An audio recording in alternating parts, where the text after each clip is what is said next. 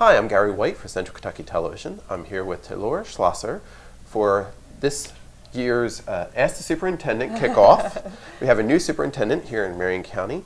Ms. Schlosser started a month ago, right? July the 12th. July the 12th. Okay, just a little over a month ago. Yes. So recording this actually on August the 16th, I Right. believe it is, right? Mm-hmm. And school started here in Marion County about a week ago as well. Yes. You know, August the 5th? Wednesday. Excuse me, Wednesday the 7th. Yes. August the 7th. Yes. August the 7th. And the Ask the Superintendents program is an opportunity for you to let us know if you have some questions for our superintendents in the area. We'll be happy to pass them along. Just email us at info@channel6tv.com, and we'll pass that along during our monthly segments with the superintendent. So let's get started. We know school just started on August the 7th. How's the first week been going so far? It's been great. I know that's a very generic way to say that, but it's really been smooth. I've been very excited about the response that I've received and the acceptance I've received as the new leader. It's obvious that there's been a lot of work done here, not just this summer, but years prior to my accepting the superintendent's position. It's been kids are smiling, kids are getting to school on time, kids are getting dropped off on time. Teachers are preparing lessons. I've been really pleased with the responses that I've received. That's great. That's great. Now, you also have some new personnel that's starting with this year, correct? Yes. So let's start there. Let's start with the central office. Okay. We want to, Okay. because we have a new superintendent. But you Yes. also have some other new personnel Yes. here too. Do you want to recap some of that for us? Right. One of the things before my superintendent's position, I was the assistant superintendent and I was food service director. And there's a lot of new requirements, a lot of high expectations, especially with No Child Left Behind. Kentucky actually has a waiver, and one of the parts of that waiver is that we actually have to implement a new teacher, principal, superintendent evaluation system. Requires a lot of training, a lot of above and beyond what principals are already doing and actually what the central office is doing. So to be focused in on curriculum and make sure that no child is left behind, I made a suggestion to the board that we divide some positions up. So actually we have added a position, but it did not cost us a full salary because of the way grants and budgets and things. We have Tammy Newcomb, who's worked in Marion County before. She taught high school Algebra 2 and also was the assistant principal at the high school. She has been at Boston for the past 3 years, and actually her school was a very well recognized school. She did a really good job with that. Her school was a school of distinction. Distinction. Okay, so she's going to be working with us on instruction. She's going to be our instructional supervisor. Okay. Then we also have Mr. Hall, Stacy Hall. He was the principal at the high school. He moved over, and he's going to be working with federal programs, college and career readiness, working with that transition. And then Miss Evans is actually going to be doing food service, 21st century, a lot of the support pieces. She was already doing some of those things, migrant, English as a second language, supervising community education. So I'd say those are the 3 newest pieces. We do have a new receptionist, so when you walk in, you will see Miss Kim Hood. Kim was the attendance clerk at Lebanon Middle School, Right. and when Miss Nancy Shawkinson moved over to be our community ed director, that created that vacancy. So Kim wanted to be a part of the team, and we think that she'll be a great part of the team. Going back to Mr. Hall, Miss Evans, Mr. Hall had a great year last year. The ACT scores are the highest they've ever been. Right. So he really got a good handle on that. He had a very focused and intentional plan. I think he'll help us here at the district with that. Miss Evans has a wealth of experience. She can really help us in the area of supporting all the programs. So we've got a great staff here. They understand that one of my goals is customer service. I believe that our customers are our students, our staff, our families, our community, and so in this office it's the core of the organization, and we need to provide that customer service. Our office is now open from 7 until 4:30 in the evening. So Okay. that's a change, and that's to be able to give that service that people need regardless of when their work hours are. Okay. So that's some of the personnel changes here at the central office. And as you may have heard, one of those personnel changes was the principal from the high school. So there's actually been some principal changes that are going on. You're looking to fill the position at the high school, and we're going to have a new announcement for Glasscock principal actually later today. Exactly. So we'll have that for you here too as well. What are some of the other personnel changes at the actual schools? Well, I'll go ahead and just focus in on the principal's positions. Like you said, the Glasscock principal's position will be announced this evening at 3:30 in the library. That the interviews took place this week, so that'll be a change. Also, Mr. Hall's position, we will actually start that interview process next week and anticipate making that announcement at the end of next week. What I'm hoping is that both new principals will be able to take over the reins that Tuesday after Labor Day weekend. Okay. You know, because obviously those folks have to get out of their contract and transition in. So we're looking at that. Also at St. Charles Middle School, we have a new principal, Buffy Mann. She was a language arts teacher at Lebanon Middle, and she has been on the job since July 1. John Brady has actually retired. His last day will be the end of this month, and he has helped out over at Glasscock by serving as the interim, and that's been a great transition. I think it's been a great way for him to end his career. Danny Livers has been serving as the interim principal at Marion County High School. We have a lot of new teachers.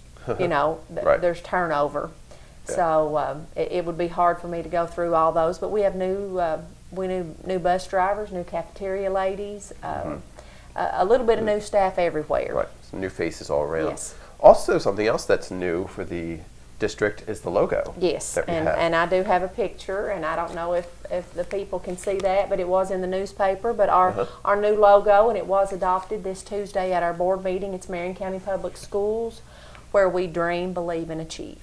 That's great. Dream, believe, and achieve. So we're really excited about that. We want kids to dream. We want adults to dream. We want to be the kind of staff that believe in the dreams of the children and the staff, and then we want to make those happen, and that's what the achieve is, and we want to monitor progress. So that's great. So a new logo, dream, believe, and achieve for Marion County Public Schools. Yes, sir.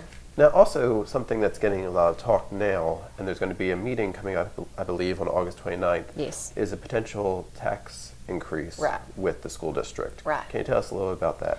Well, each year, the Board of Education has to decide how to adopt a tax rate and what that will be. And in our case this year, we actually have a couple different options. We have a compensating tax rate, no rate change, a 2%, 3%, or 4%. The maximum that a board can ask for is a 4% increase. I believe last year it was about a 2% increase was taken because the growth in the county actually made up for what a 4% tax increase would be. Right now, if we took a compensating tax rate, we would actually go backwards. A no rate change, if we stayed at the same rate, we would generate $171,000 in taxes. And then as you go up, a 2% increase would generate $275,000. A 3% increase would generate $327,000, and a 4% would be $379,000. Now, you know, that's what generates money. That's how school systems run. We basically run off. You know, we either get funding from the state, from the federal government, and then a lot of taxes that come in. And what we want to do is just look at, you know, where we are and where we want to go. Funding is a big challenge. I do understand that, you know, we've got some tough times right now. Our unemployment has probably been at an all-time high across the United States. Our fuel prices are at an all-time high. Fuel prices obviously dictate the cost of all the things that we consume. So I'm sure consumer spending's down, and that's an issue. I think we've got a Board of Education that's going to look at everything. They're going to look at, you know, what's our total budget, what do we need to operate, and it's not just about operating, you know, how are we going to operate so that kids make progress. so that when kids graduate from Marion County High School, they're college and career ready, because it's about, are they ready for after high school? And so what can we do, and it's about kids and it's about student achievement. You know, our concern is we're starting out the year knowing that our SEEK funding from the state is going to be cut $500,000. So we know that comes right off the top, that comes out of our savings account, $500,000 gone.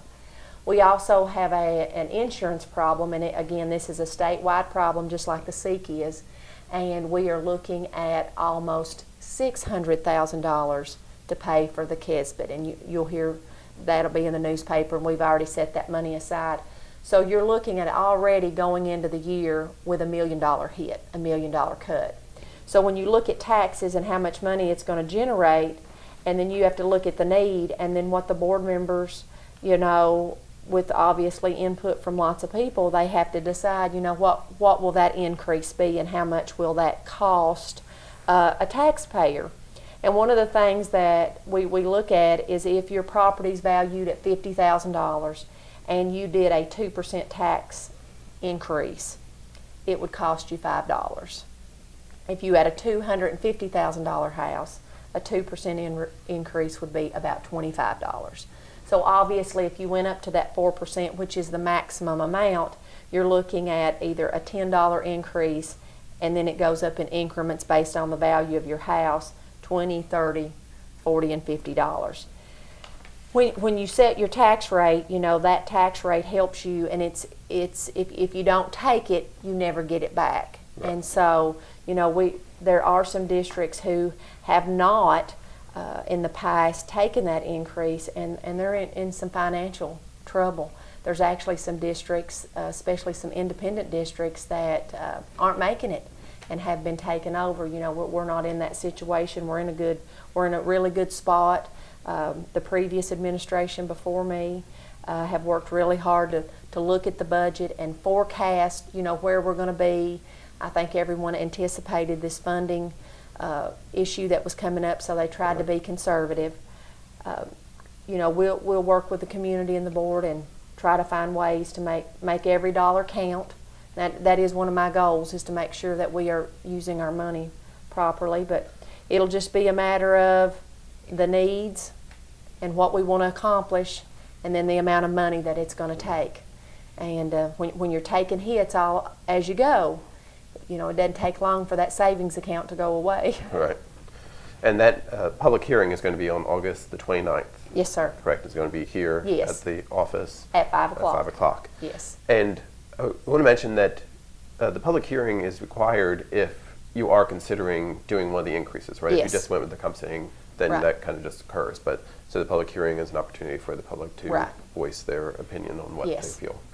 So that'll be August 29th at 5 o'clock here for discussion on that. I was meeting recently with Terry Mills, our representative, and he was saying that there's already looking like next year we'll have another, when they do their budgeting in January and February, there's going to be another potential hit for education as well. Have you heard any of that information? Well, that's generally what we always hear. Yeah. For the past several years, we've not heard a lot of positives when it comes to money. They keep telling us, you know, you anticipate cuts. Like I said, we're starting out the year knowing that this year, $500,000. So then we're looking at, okay, what's it going to be the next year? And then obviously then you're always worried about what the federal government's going to do, because then that's another hit. You know, we'll work closely with Terry Mills and Jimmy Higdon. You know, I think they believe, and this community believes in education. They understand that that's the future of this community. But we have to work within the budget and the system that we work in. I know at Friday Forums we've had some folks into the community and talked about tax reform and different things like that, not just at the state level but also at the federal level. I think we're always anticipating that conservative side. We always want to be conservative because you don't want to get in a spot where you would be a district that did not, you know, did not have the funds to make your payroll. So. Mm-hmm. So we're going to work closely with the finance director, the people that are our representatives, our senators, and things like that. So we're going to keep an eye on that. We want to make sure that we keep a good, strong, healthy budget Yeah. so that our kids in Marion County have the things they need, and that's an education. That's the one thing nobody can take away from a child, is their education.